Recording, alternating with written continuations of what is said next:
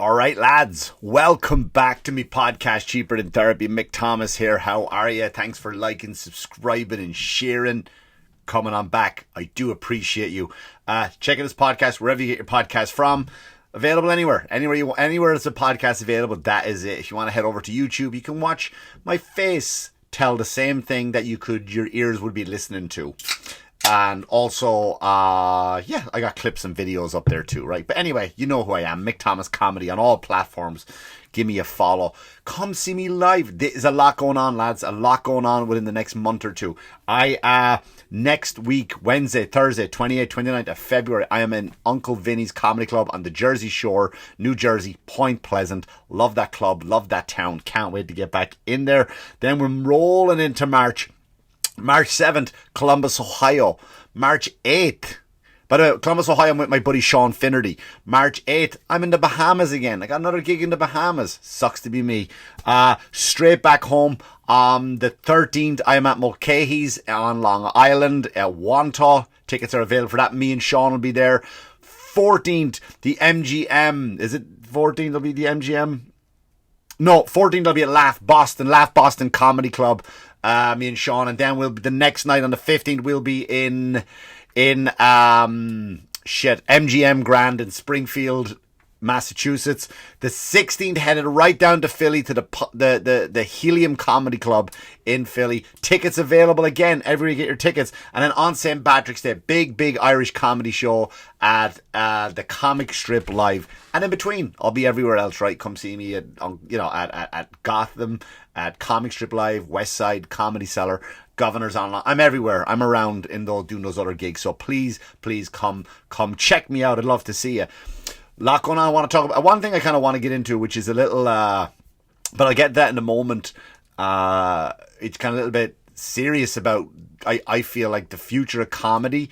It's coming to a head now. It's either going to be the future of comedy is going to leave or comedy clubs are going to shut down if they follow this platform. I'll get into that in a second. But the first thing I want to talk about is, so a buddy of mine reached out to me.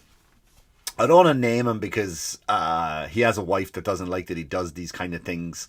And I don't want to out him. I got one hair dangling down. It's not at all as sexy as Superman. It looks like I didn't put gel in it. Anyway,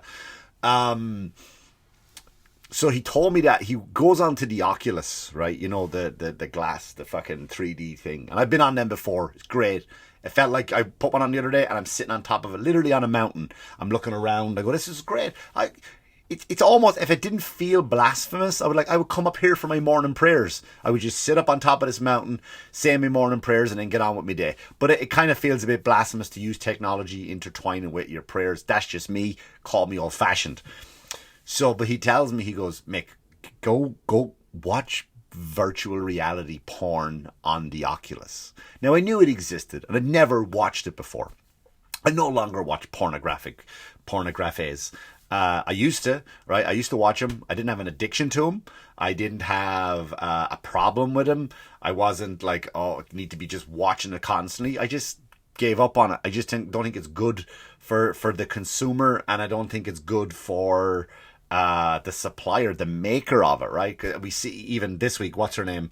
Had to look, it came up on my feed. Cagney Lynn Carter, she sounds like a classy porn star. She killed herself. There's so many different, you watch so many videos of these porn stars who have these regret videos and that kind of stuff. And there's another website, if you really kind of want to be turned off porn, it's called eFukt, EFUKT. And what it is, it's all behind, it's just videos of porn stars crying. That you might be into that. Who am I to judge? And I just kind of turned from it, and I don't want to go, you know, I'm human like everybody else. There's been times where I kind of wanted to go, let me check it out and have another look. But I don't, so I do, like everybody else, kind of have my weaknesses, but I don't watch it anymore. So I'm glad to say it's behind me. So he goes, go watch VR porn. And I go, okay, I'll try it. So I put on the headsets, I go on to and any one of the sites, by the way, I'm going to tell you how you get to it. You don't have to go to a special website, you don't have to pay for it. Go to any one of the hubs, whichever one you go into, and just in your search engine, just write VR.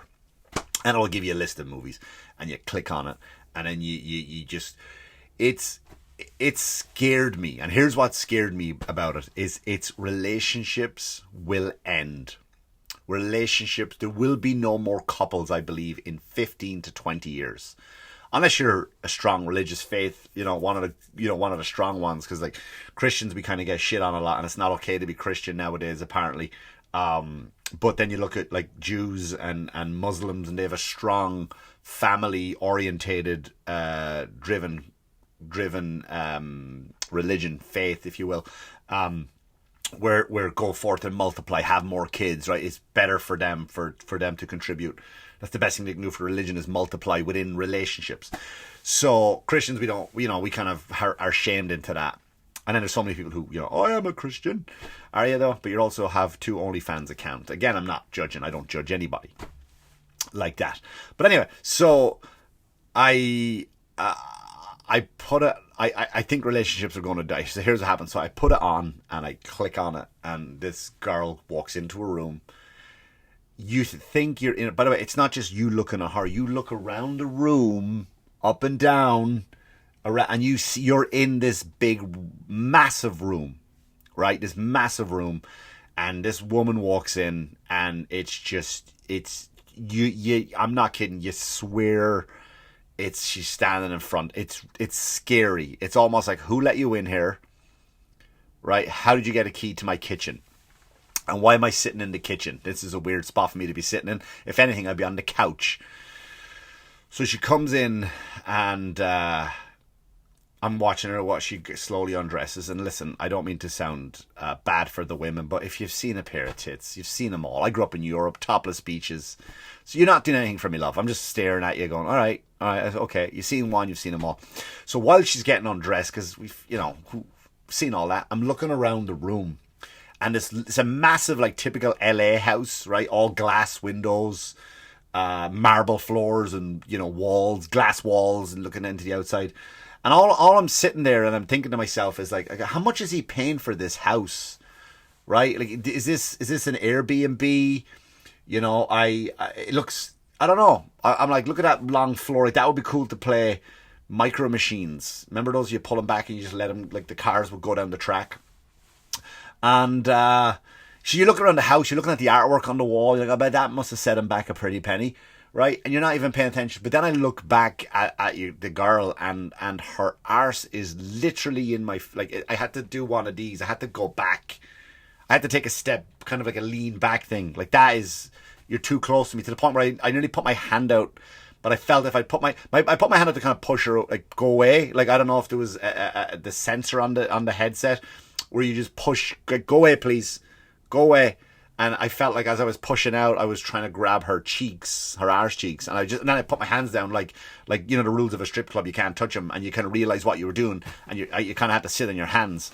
So unbelievably realistic, unbelievably, like, scary realistic. And here's my problem. Here's where I think relationships are going to go, because this is now, right? This is technology. The Oculus is a relatively new invention, right? It's maybe, I could be wrong, 3 years out, 4 years out, 5, I don't know. I could be wrong, but it's relatively new.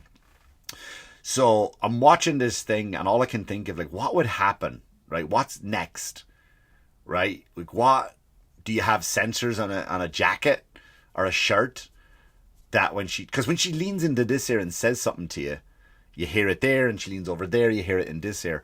But then I started to think, like we know, like, first of all, women have the best sex toys. Like, women, you have everything. You go to any shop, any sex shop, or go online, it's just wall to wall dicks thing. Like, I seen this one. Like, what's that one?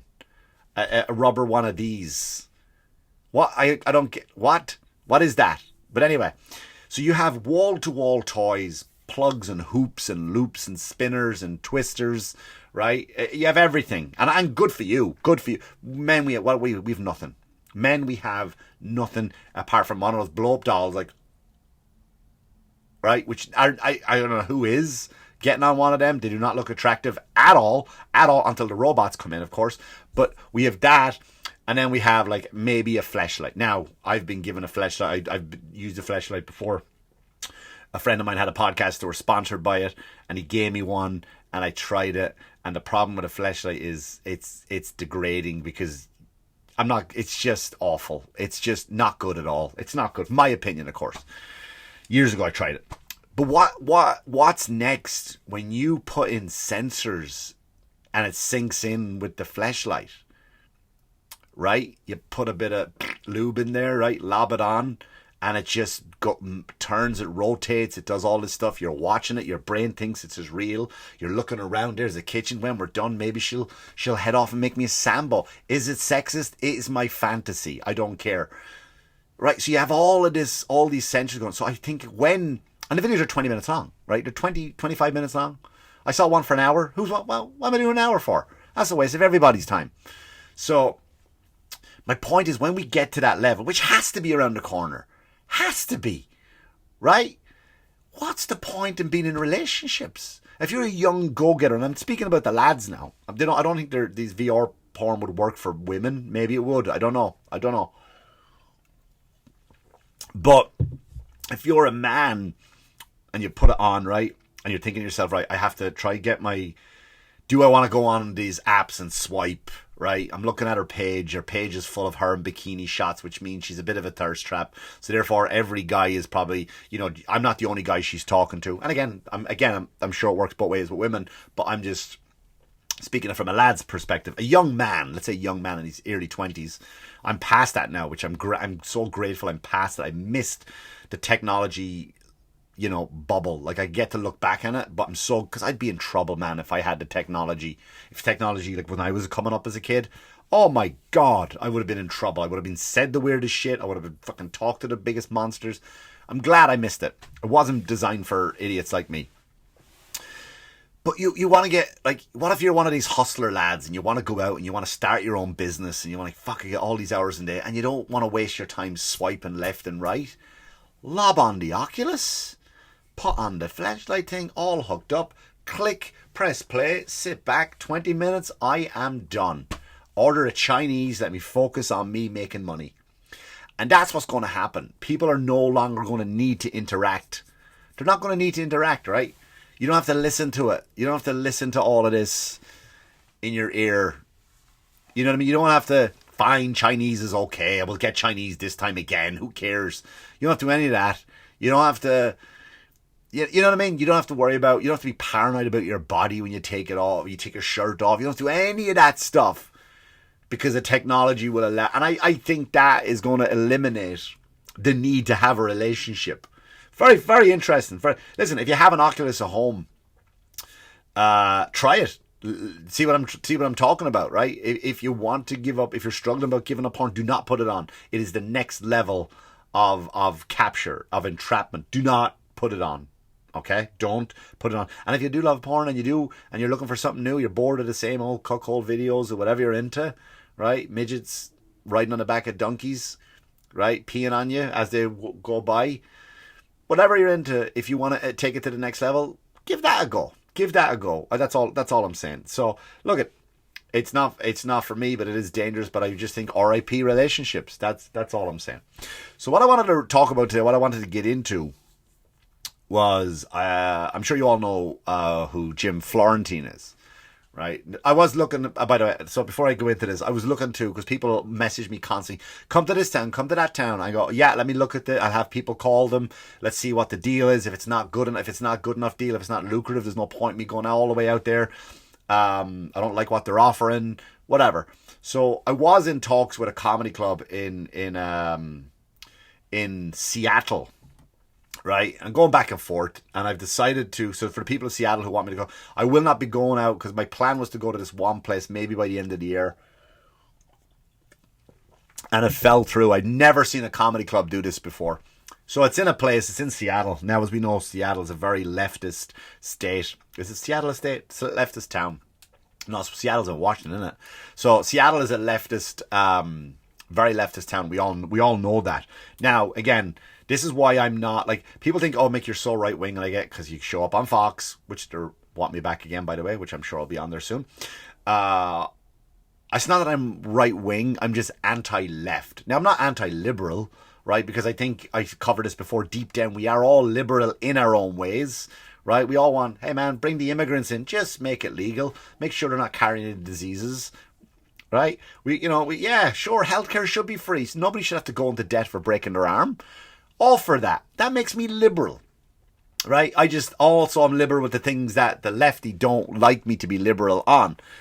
So I consider myself not really right-wing, but I consider myself more anti-left because of the way of their behaviours over the last few years, and their cancelling and their fucking agendas and their forced bullshit. So so Jim Florentine. Back to Jim Florentine. Jim Florentine is a comedy. I worked with Jim before. Last time I worked with Jim, actually, so I opened up for him in a place in Connecticut, and someone died in the audience while I was on stage. I was open for Jim. It was only me and him, two-man show. I'll quickly tell the story. I'm on stage. I'm doing a bit, and this guy is like laughing hard, but the wife is staring at him. And I'm like, look. And in my head, when you go on, sometimes comics will go on autopilot when you're doing the jokes that you know that work. You're not really thinking. You're just like, oh shit. Did I have pizza last night? Is it wrong to have a pizza 2 nights in a row? So, but I'm looking at her and the jokes are coming, the people are laughing. And I'm like, look at this fucking woman. Like, let him enjoy himself. She's just eyeballing him. It turns out she was looking at him because he had some sort of heart condition. So I do my show. I go out and I leave. When I go into the hallway, right, I go into the bathroom. I come back up. He's on a stretcher. So something had happened and the poor man had passed away in the hallway in front of me in Connecticut. And Jim didn't know till after the show. But Jim Florentine is a very, very, very, very, very, very funny comic. You might know him from Crank Yankers, mainly. Kind of, if you're not in with stand-up comedy, you might know him from, was a Special Ed. Yeah, you go, lady. He's the voice. He's the voice of Crank Yankers of Special Ed, and I'm sure he does other voices too. So Jim posted this thing, a letter that came out from this comedy club. And the comedy club is, let me bring up without shutting this down. Capitol Hill Comedy Club, which is ironic. It's an ironic name, like Capitol Hill, But I'm going to read it, and forgive me for fumbling over this. But this was a statement that they put out. Not necessarily about Jim, not about anyone in particular. But here's what they put out this week.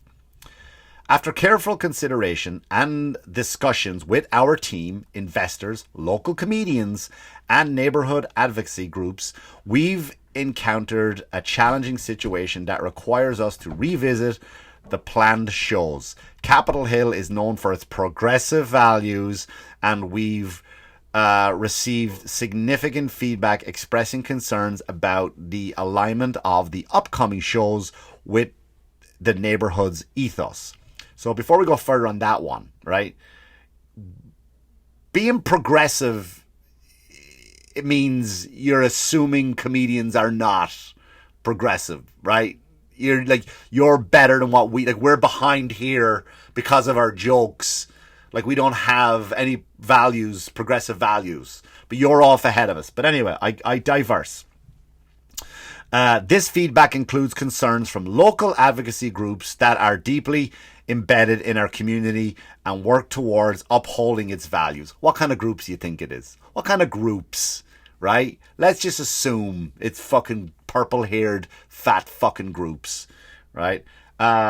Given the feedback, and to avoid any potential negative impact on both our club and the artists involved, as well as to maintain the harmony within our community, we believe the most responsible cause of action is to not move forward with the shows for Dave Smith. Funny guy, Dave Smith. You've seen him on, he's political. He's been on Joe Rogan a bunch of times. With Dave Smith, Louis J. Gomez. Louis is a fucking cowboy, Wild West, loose cannon. Gentleman. Really, really nice guy. Really nice guy. But he's a nutcase on stage. Absolutely hysterical. Jim Florentine, and they're listing the dates, by the way. And sadly, Kurt Metzer. Oh, sadly? You didn't think that Kurt's fucking edgy as fuck, right? I love Kurt. Oh, this is sadly? So you're so sad about getting rid of him, are you? But yet you still are. In October 11th and 12th as well. This decision was not made lightly, but it was. And we want to ensure it does not reflect on your talent and the quality of your work, but instead a reflection of our commitment to our community's values. We will also ensure that any tickets sold and refunded promptly are Patriots, blah, blah, community decision, sensitive, respect it deserves. I'm just going to go through the bullshit. We truly value the art of comedy. No, you don't. No, let me just stop you right there. No, you do not value the art of comedy. So no matter what you say after this is total bullshit. And the diverse perspective it brings to our lives. It's our hope that we can find a way to work together in the future under different circumstances. Like what? So should we all clean up our acts now? Should we, is that what you want us to do? Oh my God, guys, don't you hate it when you walk into a man's bathroom and there's no tampons? Wah, wah. Is that the kind of material I should do? All right, well, once I start writing those jokes, right, then I'll give you a shout. Okay? In the meantime, we are committed to making this transition as smooth as possible and are here to discuss any concerns or questions you may have. Thank you for your understanding and your incredible contributions to the world of comedy. You don't give a fuck. We wish you all the best in your upcoming projects and hope to have the opportunity to collaborate in the future. Comedy/bar owner and booker. So that's Capitol Hill Comedy Club. Do you know what I mean? And that this is where it gets dangerous, right? This is where, first of all, that place is going to fucking collapse. What kind of comedy are you going to get there when you limit? Listen, I go to comedy clubs all over this country. All over the country. There are edgy guys, blue guys. And then there are guys who are squeaky clean. I work with them on Dry Bar Comedy, which is a Christian comedy channel. These guys are hilarious. John Christ, for example, never drops a bad word on stage. Right? Never drops a bad word on stage. So he can come through that town, right? And murder that audience. But also, shouldn't you allow someone else to come in? Like someone that has like Shane Gillis, who I believe is on SNL tonight. I'm recording this on a Saturday. Shane might be a little bit too big for that club now, for the club scene. Some comics are too big for the club scene. So you're going to deny the people comedy. You're speaking on behalf of the people. How about you let the ticket sales fucking speak for themselves? Can you imagine someone who cannot do your job? And most comedy bookers, there's a lot of comedy bookers out there who are also comedians. It doesn't work. I've worked with them. They're great. They're fun people. I love being around them. It doesn't work. You gotta pick a lane. You're either the comic or you're the booker. Stop trying to be both, because you're not. You can't make it work. You just can't. Right? So what's your...